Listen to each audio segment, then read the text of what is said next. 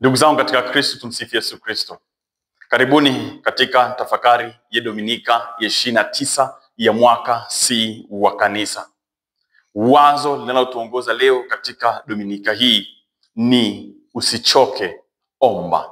Usichoke, omba. Masomo yetu, somo la kwanza linatoka katika kitabu cha Kutoka, ile sura ya 17, aya ya 8 hadi ya 13. Somo la pili, waraka wa pili wa Mtume Paulo kwa Timotheo, ile sura ya 3 aya ya 14 hadi sura ya 4 aya ya 2. Na injili ni injili ya Luka, ile sura ya 18 aya ya 1 hadi ya 8. Ili kuelewa vizuri tafakari yetu, wazo hili usichoke, omba, naomba nianze kwa tathmini fulani au tafakari moja ya maisha katika mazungumzo niliyofanya na ndugu mmoja. Siku moja ndugu mmoja aliniambia, hivi Father, unajua kuna sala na maombi mengi nyuma ya kuta? Nikamuuliza, kuta una maana gani? Akasema, kuna vilio vingi vya wajane, vya watoto, yatima, wazee, wenye msongo wa mawazo, wagonjwa, wenye shida, waliokata tamaa, walioonewa na wanaoteswa nyuma ya kuta.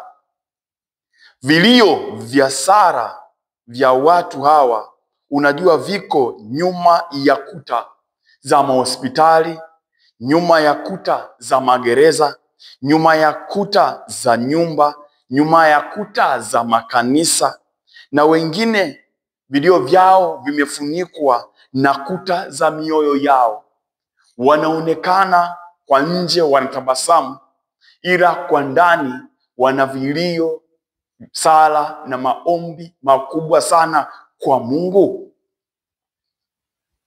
Nikasema ni kweli, lakini unataka nifanye nini? Unataka kuniambia nini? Akasema, ni kuombe sana Father, na ndio hicho ambacho kilinigusa sana. Unapoinua sadaka ya Kristo msalabani, unapoinua sadaka ya Kristo msalabani wakati wa adhimisho la misa takatifu, ni kuombe sana usisahau kuinua pia sala na maombi ya watu hawa, kuinua sala na maombi yaliyo nyuma ya kuta hizi nilizokuambia, ili Mungu hakimu mwenye haki aweze kusikia na kuwajibu kadiri ya mapenzi yake. Nikamwambia, amina, nitafanya hivyo. Ndugu zangu, lakini niwaombe, japo tunawakumbuka katika sadaka ya misa takatifu, tunawainua katika sadaka ya Yesu Kristo msalabani wakati wa adhimisho la misa takatifu, usiache wewe kusali, usiache kuomba, ili kwa pamoja Mungu asikilize sala zetu. Ndio maana wazo huu, usichoke, omba. Sasa ili wazo linapata mizizi yake, misingi yake wapi katika Dominika ya leo? Katika masomo yetu tuliyowasikia katika Dominika hii. Tuanze kwa kuangalia somo moja baada lingine, ili tuone Mungu anasema nasi nini wakati wa shida zetu, wakati wa mahitaji yetu, na namna gani ya kumwomba. Somo la kwanza linatoka kama nilivyosema kitabu cha Kutoka, ile sura ya 17 aya ya 8 hadi ya 13. Ni somo linaloeleza tukio lililotokea huko Refidimu, jinsi Mungu alivyowapigania watu wake katika vita dhidi ya Waamaleki, wakiongozwa na Yoshua katika uwanja wa vita, lakini Musa akiwa mbele ya uso wa Mungu. Naomba niwaambie, Waamaleki walikuwa ni kabila la watu wa vita sana, wafugaji waliohamahama na mifugo yao jangwani, ambapo waliishi sehemu isiyokuwa na rutuba katika jangwa la Sinai. Hawa watu walikuwa wanahamahama sana. Lazima tuelewe Waamaleki ni watu gani. Watu wa Israeli walikuwa daima na chuki kubwa sana dhidi ya watu hawa. Utasoma kitabu cha Kutoka ile sura ya 17 aya ya 16. Kwa sababu gani? Sababu baada ya kuondoka Misri, Israeli ilipaswa kupita sehemu iliyokuwa inakaliwa na kabila hili. Kutokana na safari ndefu na uchovu jangwani, wana wa Israeli walihitaji maji kutuliza kiu yao. Sasa kwa sababu walipita sehemu hii ya Waamaleki, walihitaji msaada kutoka katika taifa hili. Haikuwa na namna yoyote ile.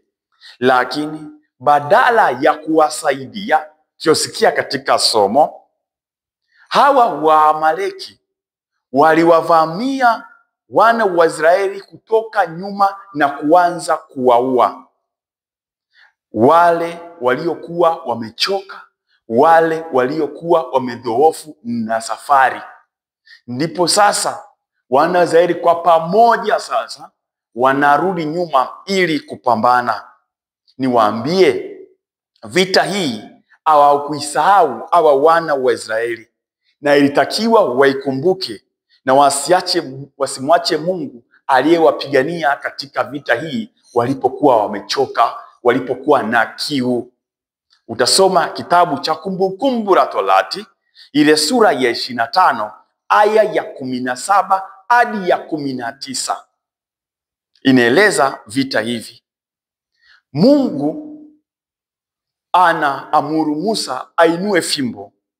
Kunyanyua fimbo, naomba niwaeleze, au tangazo juu ya kilima, ilikuwa ishara ya kuwaita wapiganaji wote wa vita pamoja kwenye uwanja wa vita.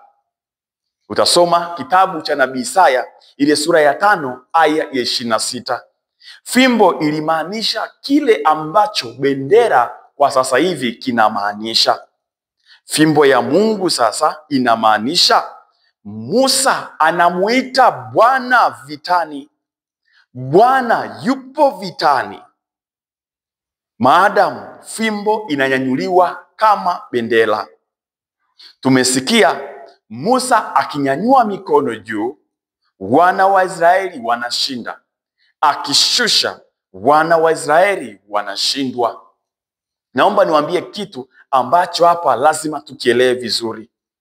Kunyanyua mikono kwa Musa haikuwa na si dalili wala ishara ya sala. Naomba kieleweke hapa. Kunyanyua mikono kwa Musa si dalili wala ishara ya sala. Wataalamu wa maandiko wanaweza wakaelewa hiki ninachokisema. Bali ni nini? Ni nguvu ya kimungu inayoleta ushindi. Nguvu ya kimungu inayosadikika kumiminika kupitia mtumishi wake Musa. Yaani Mungu mwenyewe anakuwa vitani. Nguvu ya Mungu inakuwa vitani. Ndugu zangu, ndio maana nataka niwaambie, wakati wa majaribu, wakati wa vita, mwite Mungu. Weka imani yako kwa Mungu. Kila kitu weka matarajio yako kwa Mungu. Imani yako kwa Mungu isishuke kama mikono ya Musa. Imani yako kwa Mungu isishuke. Roho wa Mungu asiondoke ndani mwako wakati wa mapambano.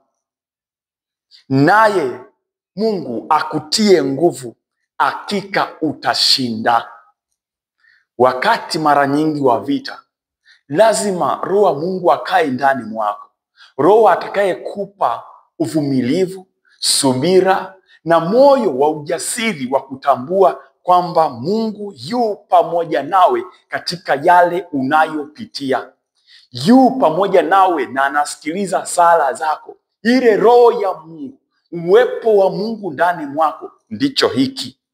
Hicho kitu kikishuka ndani mwako, utashindwa, utakata tamaa, utaanguka.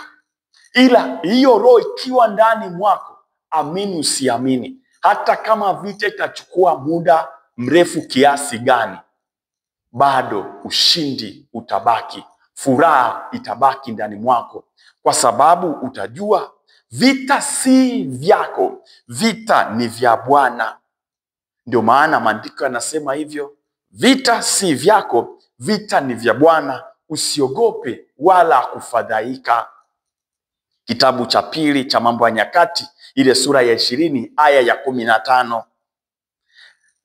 Amini, ukiwa na imani hiyo, ukiwa na Roho wa Mungu ndani mwako, Bwana atakupigania nawe utanyamaza kimya. Kitabu cha Kutoka ile sura ya 14 aya ya 14 mpaka ya 15.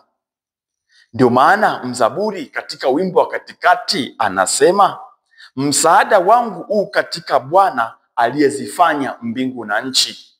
Zaburi ya 121. Hivyo tuombe sana katika mapambano yetu, mikono yetu, yani imani yetu kwa Mungu isishuke kamwe. Na ndio hapo sala zetu zitakuwa na maana. Hata kama Mungu ataonekana anachelewa, lakini Roho wa Mungu ndani mwetu akibaki, hakika tutashinda. Lakini akishuka, tutajihisi wapweke, tutajihisi wanyonge, na hapo tutashindwa kabisa. Ndugu zangu, naomba niwaambie si rahisi sana. Ndio maana somo la pili linatoka katika waraka wa pili wa Mtume Paulo kwa Timotheo, ile sura ya 3 aya ya 14 hadi sura ya 4 aya ya 2. Mtume Paulo akiwa kifungoni, Mtume Paulo akiwa gerezani jijini Roma, anaendelea kumtia moyo, kumpa wosia kijana wake, mtoto wake wa kiimani, yani huyu Timotheo, ashikilie yote aliyofundishwa tangu utoto na walimu wake wa msingi, ile misingi iliyowekwa kabisa, yaani mama yake Eunice na bibi yake Lois. Utasoma hizo habari katika waraka huu, ile sura ya 1 aya 5. Lakini pia asisahau mafundisho aliyofundishwa na Paulo mwenyewe. Utasoma ile sura ya 1 aya ya 10 mpaka ya 11 na ile sura ya 2 aya ya 2. Paulo anamuelezea tangu utoto umeyajua maandiko matakatifu, anazidi kumtia moyo. Msemo wa Kigiriki hapa uliotumika ni iera grammata, ikimaanisha vitabu vya Biblia vyote umevijua, vyote umevishika. Ikumbukwe na ieleweke, wazazi wa Kiyahudi walipaswa kuhakikisha kwamba mtoto wao anafundishwa sheria, anafundishwa Torati na kuishika tangu akiwa mtoto mdogo wa miaka 5. Hivyo Mtume Paulo anamwambia, kumbuka na wewe shika maandiko haya uliyoyashika tangu utoto wako. Kikubwa Mtume Paulo anasisitiza neno la Mungu, neno lililovuviwa na Mungu mwenyewe. Yaani kwa neno la Kigiriki lilotumika hapa ni theopneustos. Theopneustos, yani maneno yaliyovuviwa katika maandiko matakatifu. Hata sisi tunaoyasoma ni Mungu mwenyewe aliyevuvia, ni Mungu mwenyewe anayeongea, na huo ndio msingi wa imani yetu. Hiyo ndiyo nguzo ya imani yetu, kwamba kile Mungu anachoongea na sisi ni kweli. Mtume Paulo anataka Timotheo awe shahidi na amtangaze Kristo katika nyakati zote. Mtakatifu Antoni Maria Clareti anasema, ninapoona haja ya kufundisha mafundisho ya kimungu na namna watu walivyo na njaa ya kusikia, ninashikwa na hamu kubwa ya kukimbia ulimwengu mzima kuhubiri neno la Mungu. Nina mahangaiko moyoni mwangu na ninaona sina faraja nyingine ila kwenda huku na huko kuhubiri. Na kuhubiri huko ni kwa matendo. Baada ya kusikia neno la Mungu, lazima kulihubiri hili neno hili ambalo Mungu anaongea na sisi. Ndugu zangu, lazima tulishike sana. Naomba niwaambie, tumezaliwa katika imani.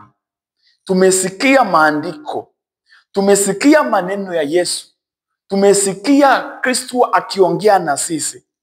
Ila ukweli ni kuwa tukipata mitihani, tatizo linakuja, tukipata mitihani, imani yetu, nguvu zetu, mategemeo yetu, yote yale ambayo tunayasikia, yote yale ambayo tumefundishwa, yote yale ambayo tumeyashika wakati wa majaribu, amini usiamini, yote hayo yanawekwa rehani. Imani yetu mara zote inatikisika wakati wa majaribu, na hiki si sawa. Uvumilivu wetu unayumbishwa, nguvu zetu za sala zinayumbishwa, mpaka wakati mwingine tunajiuliza wakati wa majaribu yetu, je, Mungu yuko wapi? Au niseme nini? Au nisali sala gani ambayo Mungu atasikia? Au sala hii ninayosali Mungu asikii? Tunaona kama kwamba Mungu ni kiziwi, asikii kabisa maombi yetu. Ukimya wa Mungu wakati wa majaribu huwa unatutisha sana. Kuchelewa kwake huwa mara zote unatikisa misingi ya imani, na hapo utakuta watu tunahangaika sana sana sana. Mwisho wa siku, asilimia kubwa tunakata tamaa. Bila kuelewa, tunahitaji uvumilivu mkubwa, tunahitaji kuwa na moyo wa subira, tunahitaji kusali, kuomba tena na tena, kama inavyoelezwa katika somo la Injili. Injili ya Luka ile sura ya 18 aya ya 1 mpaka ya 8. Yesu anatumia mfano wa mjane na hakimu au kadhi ili kusisitiza, imetupasa kumwomba Mungu siku zote, wala tusikate tamaa. Ndugu zangu, naomba niwaambie, mengi sana tunaweza kutafakari katika Dominika ya leo, katika masomo haya ambayo tumeyasikia, lakini wazo kuu, usichoke omba. Usichoke omba. Tukiwa na wazo hili, naomba tafakari mawazo makuu madogo mawili. La kwanza, nenda tena na tena. Nenda tena na tena. Ndugu zangu, naomba niwaambie, sala ni uhusiano wa karibu kati ya mwanadamu na Mungu. Ni mazungumzo ya kiupendo, mazungumzo ya kirafiki kati ya muumba na yule aliyeumbwa. Ukweli ni kwamba unayempenda utazungumza naye, unayempenda utaongea naye, unayempenda utamshirikisha yaliyo moyoni mwako, wakati wa furaha na wakati wa huzuni. Unayempenda utamsikiliza baada ya kumshirikisha yaliyo ndani ya moyo wako. Unayempenda mara zote utamwamini, na huo ndio ukweli. Utajiachia kwake. Ndugu zangu, Mungu anataka tuongee naye. Mungu anataka tuzungumze naye. Mungu anataka tuwe karibu naye kwa njia ya sala siku zote, kwa sababu ni kwa njia hiyo inadhihirisha upendo wetu kwa Mungu, inadhihirisha moyo wetu, tumaini letu, taraji yetu kwa Mungu pekee. Tatizo letu tulio wengi, tumeua huo mvuto wa ndani wa upendo kwa Mungu. Ule mvuto ambao tumeombiwa nao tumeua. Tumeua hamu na kiu ya mioyo yetu, ya roho zetu, ya nafsi zetu, ya kuongea na kukaa karibu na Mungu. Tumeua hii roho ya kufurahi tu wakati mwingine, kumsikiliza, kumshukuru na kumwambia tu asante Mungu. Kukaa mbele ya Mungu na kutosema chochote, hiki kitu tumekiua sana. Kumsikiliza, kuhisi uwepo wake tu wakati mwingine. Tumeua sana hii roho. Roho yetu ina matamanio hayo. Roho yetu imeumbwa na matamanio hayo. Mtakatifu Agustino alisema, roho yangu haitatulia e Bwana mpaka itakapotulia ndani mwako. kiukweli roho imeumbwa na huu mvuto wa upendo kwa Mungu. Wengi sasa baada ya kuua hii roho, tunaenda mbele ya Mungu wakati wa matatizo tu, wakati wa shida tu, wakati wa mahitaji tu. Naomba niwaambie kitu. Kuna mfano mmoja ulitolewa watu walipokuwa huko mbinguni. Sasa mmoja aliingia, naye alishangaa kitu fulani. Ni mfano tu unaoelezwa hiki. Padri alienda mbinguni na dereva akaenda mbinguni. Lakini walipofika hapo, mazingira yalikuwa tofauti. Mazingira yalikuwa tofauti. Mapokezi yalikuwa tofauti. Sasa padri akauliza, kwa nini mapokezi yangu mimi ya tofauti na huyu dereva? Mapokezi ya padri yalikuwa ya kinyonge sana, hayakuwa ya furaha sana. Padri akamuuliza Petro, imekuwaje hivi? Petro akasema, wakati unahubiri watu walikuwa wamelala. Roho zao zilikuwa haziamki. Roho zao zilikuwa hazina shauku. Wengi walikuwa wamelala. Lakini huyu dereva wakati anaendesha gari, watu walikuwa hawalali. Roho zao zilikuwa zinaamka. Walikuwa na wasiwasi, yani ile roho ya shauku. Kwa hiyo ndio maana mapokezi yake huku yamekuwa ya shangwe. Ndugu zangu, naomba niwaambie, mara zote sisi roho zetu tumeua shauku mbele ya Mungu. Roho zetu zinakuwa na shauku, zinakuwa na kile kimwemwe, naweza nikasema hautamaa ya kuwa mbali karibu na Mungu wakati wa matatizo, wakati gari inaendeshwa na dereva au gari imefika rough road, wakati ipo kwenye matuta, wakati gari inagonga mashimo, ndipo tunaamsha hii roho. Kitu ambacho si sawa, kwa sababu tunamfanya Mungu kama ATM, kwenda kuweka, kubonyeza namba na kupokea.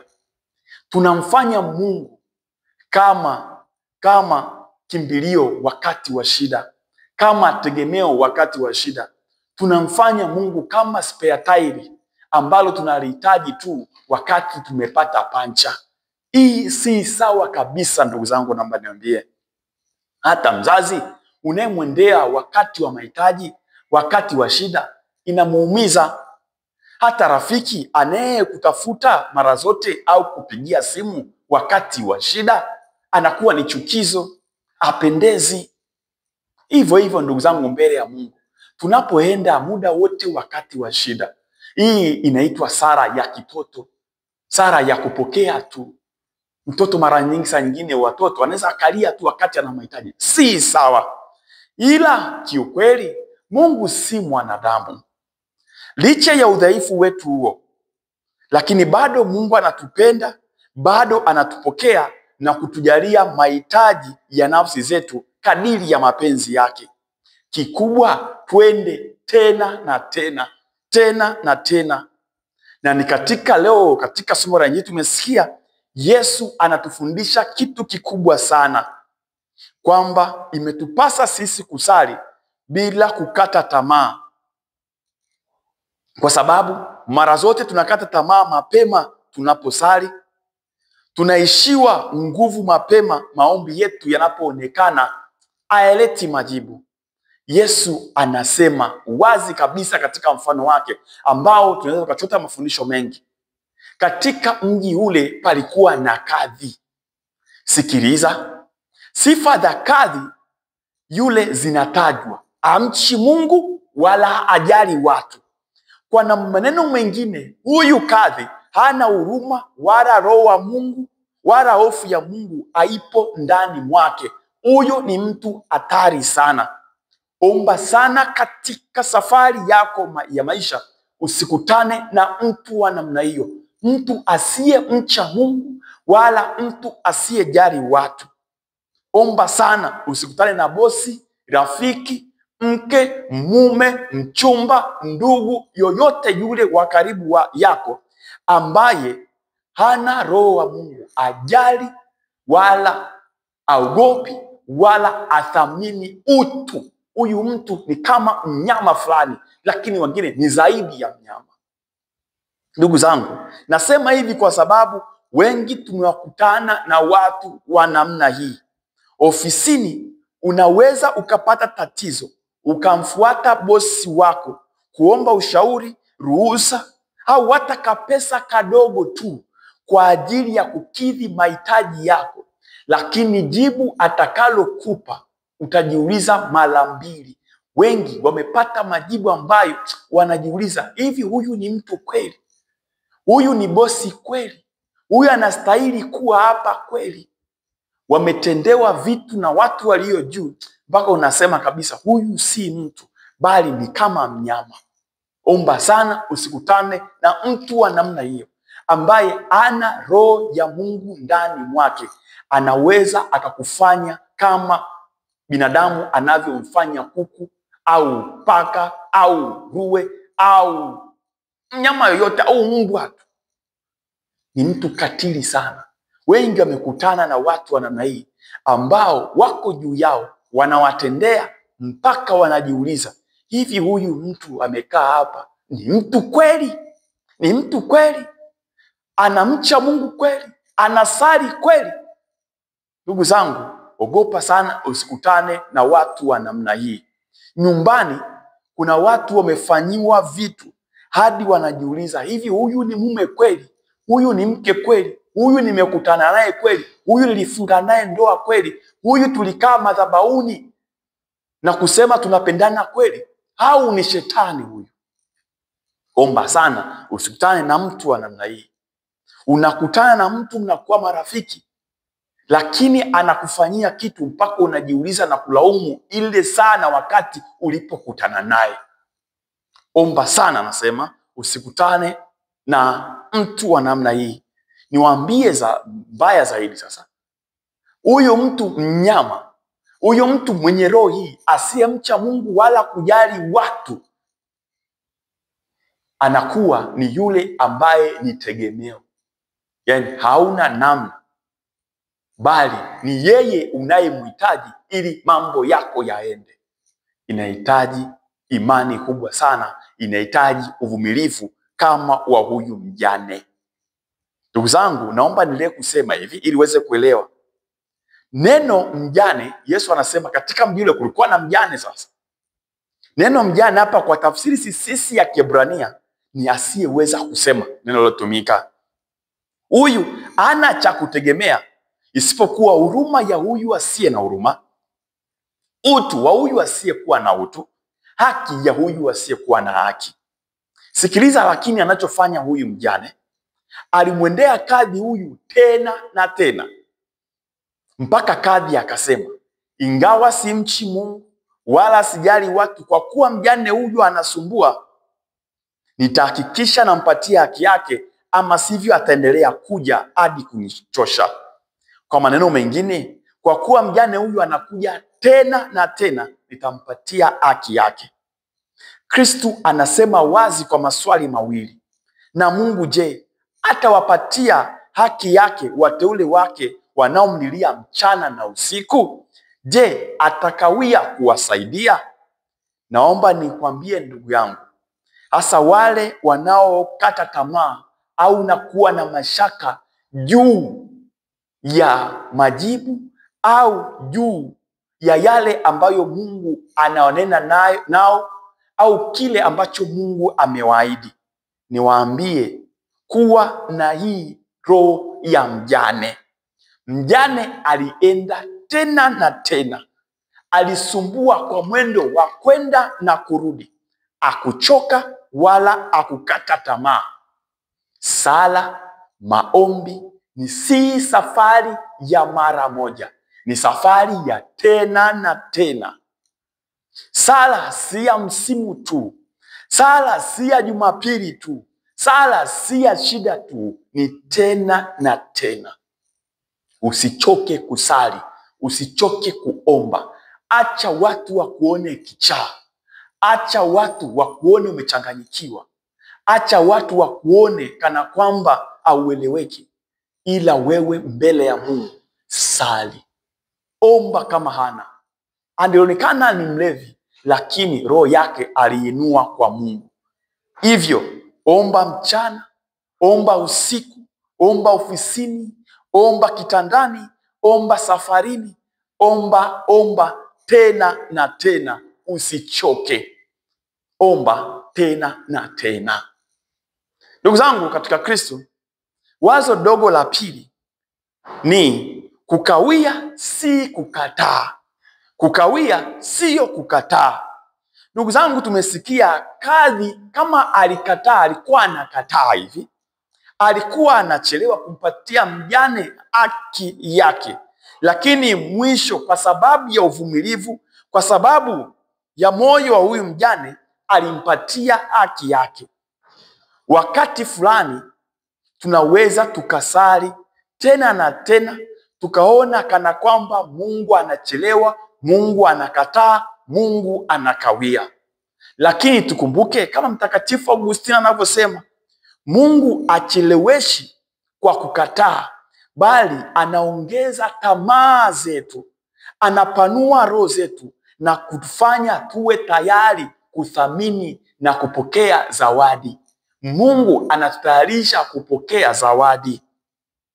Kile kinachoonekana kuchelewa au kukataa kwa Mungu, wakati mwingine ni mfinyango, wakati mwingine ni matayarisho, wakati mwingine ni kuimarishwa, wakati mwingine ni kipimo cha imani yetu. Ni kipimo kwamba kile tunachoomba kweli tunakiomba kutoka ndani. Kiukweli wengi tunakata tamaa kwa sababu hatuelewi kwamba kuchelewa kwa Mungu ni hekima ya kimungu, ni hekima yake. Kwa sababu gani? Naomba niwaambie, tunaishi sisi katika ulimwengu au dunia inayohitaji haraka. Hiki ni kitu ambacho kinasikitisha sana. Tunataka mafanikio ya haraka, tunataka pesa ya haraka, tunataka majibu ya haraka, tunataka matokeo ya haraka, bila kuelewa Mungu anafanya kazi kulingana na hekima yake, ni si kadiri ya mipango ya kibinadamu. Nitawapa mfano. Ukisoma Injili ya Yohane ile sura ya 11, Yesu aliposikia rafiki yake Lazaro anaumwa, ni mgonjwa, Biblia inasema jambo la kushangaza. Yesu alikaa mahali pale, aliendelea kukaa mahali pale siku 2 zaidi. Injili ya Yohane ile sura ya 11 aya ya 6. Kibinadamu ionekana kana kwamba Yesu anakawia, kwamba Yesu anachelewa. Kwa nini asiende haraka haraka? Lakini kuchelewa kwake kulikuwa ni maandalizi ya tukio kubwa zaidi. Nadhani mnalielewa hili la Lazaro. Hivyo wakati mwingine kuchelewa kwa Mungu ni maandalizi ya tukio kubwa zaidi katika safari yako ya maisha. Mtakatifu Teresia wa Avila anasema, uvumilivu hutupa mambo yote, aliye na Mungu hapungukiwi. Hivyo usiwe na mashaka pale Mungu anapochelewa, kwa sababu ni hekima yake. Kuchelewa, lazima kuelewa, ni kipimo cha imani. Mungu alipomwahidi Ibrahimu alibidi akae miaka 25 ili kuja kupata mtoto wake wa kwanza, mtoto wake wa tumbo lake, mtoto wake wa ahadi, yaani Isaka. Kasome waraka kwa Warumi ile sura ya 4 aya 18. Ni katika subira imani ya Ibrahimu iliendelea kuimarishwa, iliendelea kutakaswa, iliendelea kuchakatwa kama dhahabu. Yusufu alikuwa na ndoto, ila kabla ya kutimia kwa ndoto yake ilibidi asalitiwe, aliuzwa, alifungwa kwa miaka mingi. Ilionekana kana kwamba Mungu anachelewa kutimiza ndoto yake, ila hayo yote yalikuwa ni matayarisho. Kasome kitabu cha Mwanzo ile sura ya 50 aya ya 20. Mtakatifu Monika alilia sana, lakini alisubiri miaka 17 kabla ya mtoto wake Agustino kuongoka. Mungu alikawia kwa jicho la kibinadamu, lakini hakukataa. Alikuwa anatayarisha, alikuwa anapima imani. Huyu mama alikuwa anasali usiku na mchana, alienda tena na tena. Ni katika kuchelewa Mungu anatufundisha sana unyenyekevu, Mungu anatufundisha uvumilivu. Mtakatifu Yohane Krisostomo anasema, nyuki haogopi kuchelewa, anajua asali inahitaji muda. Nyuki haogopi kuchelewa, anajua asali inahitaji muda. Ndugu zangu, wewe kama nyuki usiogope. Mungu anakutayarishia asali, anakutayarishia kile kilicho kizuri. Kilicho kizuri kinahitaji muda. Kilicho kizuri kinahitaji hekima na uelewa mkubwa sana. Ndugu zangu, naomba niwaambie, nimalizie kwa kusema, tunaposali, tunapoona Mungu anakawia, tunapokuwa kama yule mjane kweli na tena, lakini tunaona haki yetu kama inachelewa, niwaombe kitu kimoja hiki: tunyanyue msalaba na tuangalie. Tusali na kuomba mbele ya msalaba. Kwa sababu gani? Kule Kalvari, Mtakatifu Gaspari del Bufalo anasema msalaba ni kitabu cha kusoma, na utasoma hiki kitu ambacho kitakusaidia katika safari yako ya maisha. Kule Kalvari ionekana kana kwamba tumaini limepotea. Yesu huyu Mwokozi ameshindwa. Aliyekuwa ameahidiwa kwamba ataukomboa ulimwengu amening'inia msalabani. Kwa wanafunzi na kwa watu ilionekana mambo yameisha. Uovu umeshinda kwa ulimwengu.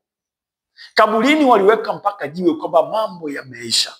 Angalia msalaba na uelewe hivi. Kitu ambacho hawakujua ni kwamba baada ya siku 3 jiwe liliviringishwa. Msalaba haikuwa tena bendera ya kushindwa, bali bendera ya ushindi baada ya siku 3.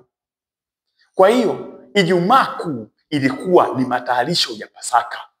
Yawezekana unapitia Ijumaa Kuu, nyanyua msalaba, sali na omba, na msalaba ukupe nguvu kwamba Pasaka inakuja. Mtakatifu Padre Pio anasema, omba, tumaini na usiwe na wasiwasi. Wasiwasi hauna faida. Mungu anasikia sala zako. Hivyo hata siku moja usije ukakata tamaa, usije ukafa moyo, usije ukachoka. Nyanyua msalaba na msalaba ukupe nguvu. Nenda kwa Mungu tena na tena.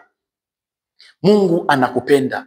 Kikubwa naomba niwaambie, Kristo anasema, anauliza, Mwana wa Adamu atakapokuja, je, atakuta imani duniani? Omba sana sasa ukiwa umeshika msalaba. Imani yako idumu. Tegemeo lako lidumu. Kumbuka, imani haipimwi hivi hivi, inapimwa pale sala inapochelewa, majibu yanapochelewa. Mama Teresa wa Calcutta anasema hivi, niko tayari kuteseka, niko tayari kusubiri, kwa sababu ninajua mwisho Mungu atanijibu. Naamini Mungu ataniacha, Mungu atanijibu tu. Huyu ni Mama Teresa wa Calcutta. Alikuwa anasema, niko tayari kuteseka, niko tayari kusubiri, kwa sababu licha ya yote naamini Mungu atanijibu tu.